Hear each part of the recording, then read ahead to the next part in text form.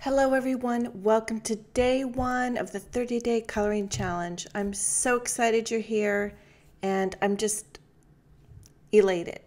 Today I want to show you I made two of these cards using a coloring book page. This is part of the page from the coloring book and this is the coloring book. It's a mini coloring book and I want to show you how I made my first card and my second card.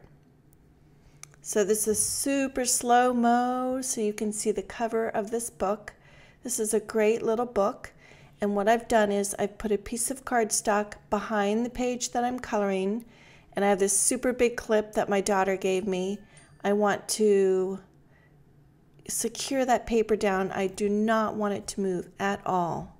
Now I'm putting down just one layer of color here, and you can see if you look close, my marker's getting dry. I'm like, what?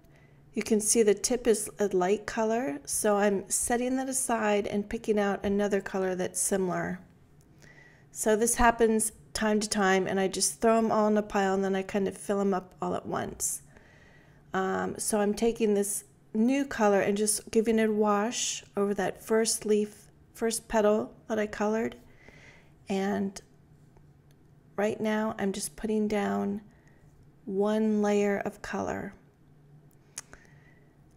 You can do this with other markers, but the alcohol markers are really nice and juicy, so you get a lot of bleeding behind that coloring page. And I want that bleeding to go onto my cardstock that's behind this page. And that way I will get my card from the detail that bleeds onto the cardstock. That'll be another card for me, kind of like a fun graphic card. It's cool. You'll see what I mean. I don't explain things very well. So I'm going to speed up some of this just basic coloring. So grab your cup of coffee and let's get on with it. Now, believe it or not, this is the second time I made this video. I had some computer problems. It erased everything. This was an hour-long video that I had to chippy chop down into one video, and then I had to do it all over again. So I super speeded just this while I put that one layer of color on, except for right here, right now, I'm adding an accent color on top of this blue. It's like a green. And I just want to get a little bit of shading. Not that I felt like the coloring page needed shading, but I want that second color to bleed through onto my cardstock underneath. And that's more the reason why I'm adding this extra shading. And I'll be doing a little extra shading on everything on this page, more for the secondary card that I'm going to be making with it. So right here, I'm just super speeding. I'm just putting down the green, and then I'll slow it down when we add some shading. There we go. Now,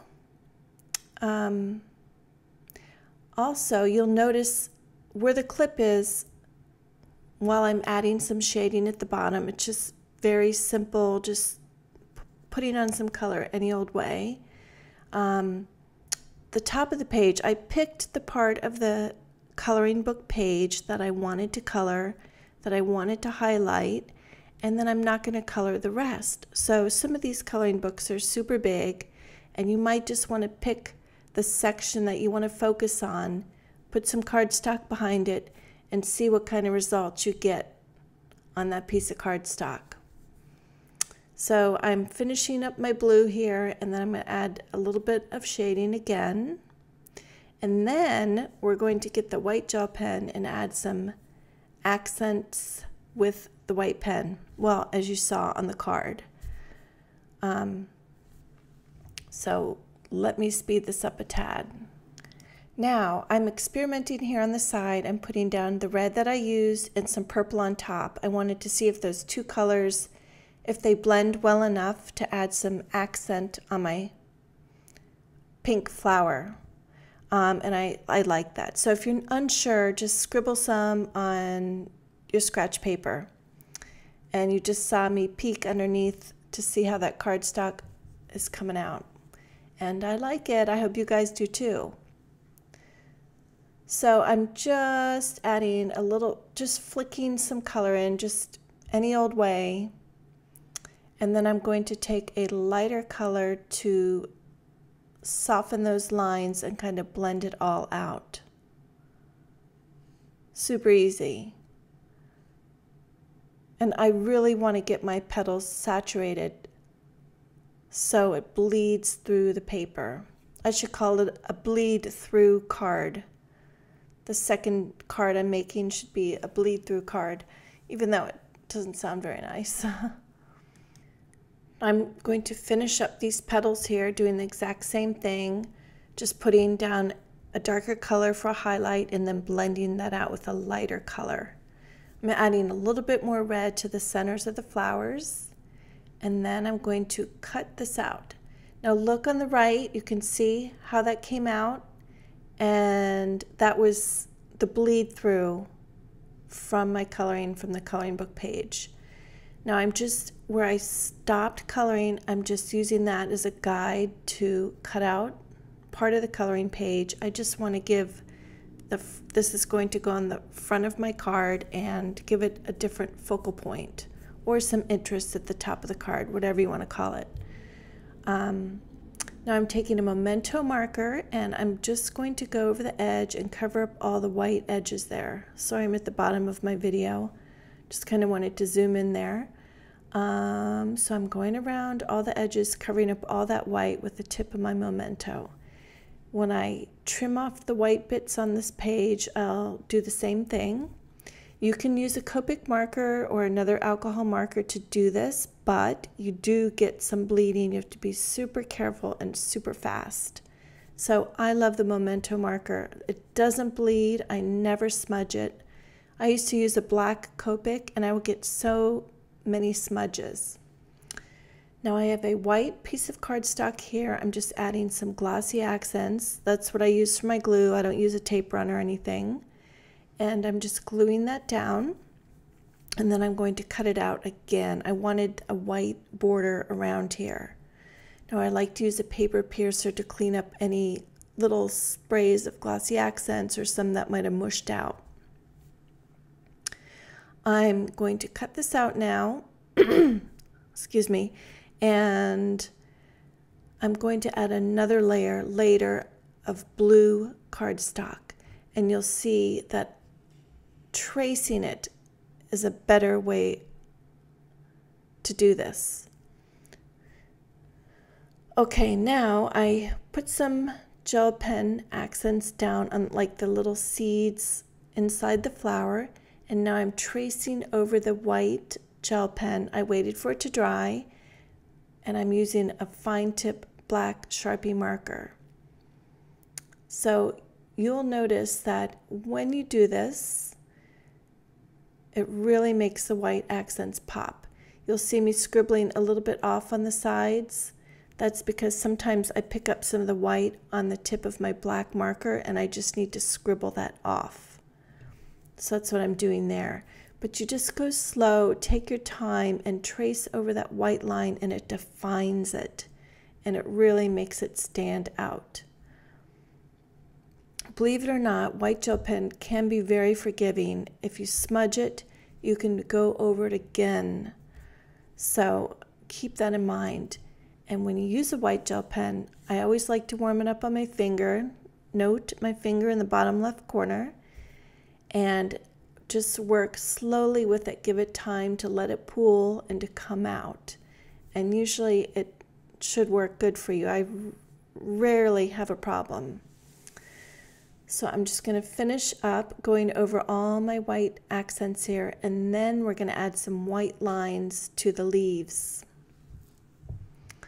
Are you ready for that?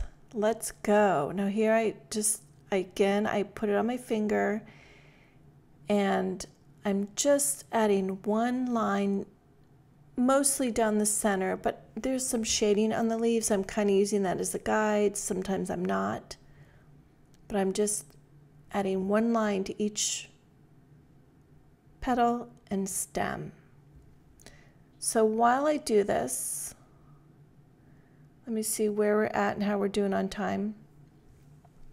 But before I'm going to, once I finish all the white, I'm going to set aside, let it dry, and then I'm going to take a Sharpie marker again and go over that white line, butt up against it. Sometimes I go on top of it, right up against it, but it just defines it. And if you've never done that, just put some, like you can see that next to my scissors, I've got that dot. I could put a white gel pen line there and practice seeing if I like the effect of a Sharpie marker. Now here, for the stems, I grabbed a thicker tip Sharpie marker. It's still a fine tip. It's just not the extra fine tip. But whatever works. So while I'm doing this, if you go to my blog when you're finished, www.TheDailyMarker.com, I will have more details on the card that I made with the bleed through. And tomorrow I have a blog hop and I'll have some giveaways, and so much will be going on for the next 30 days. So I hope you join me. I hope you'll subscribe to my YouTube and to my blog. And most importantly, I just hope you'll color, just carving out a little bit of time for yourself each day. And of course, you don't need to do it every day, but a lot of people like to. All right, so go to my blog for that. This is the card I made with the bleed through panel. And then I'm going to finish the card that we're working on right now. Simon Says Stamp has this really cool die, this smile die. And I die cut it, obviously, right?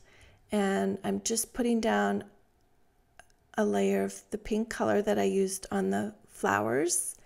And I used the same purple on to accent the flowers, the petals. So I'm just doing a little bit right here, just throwing the color on. And now I'm going to even that out by using my pink again.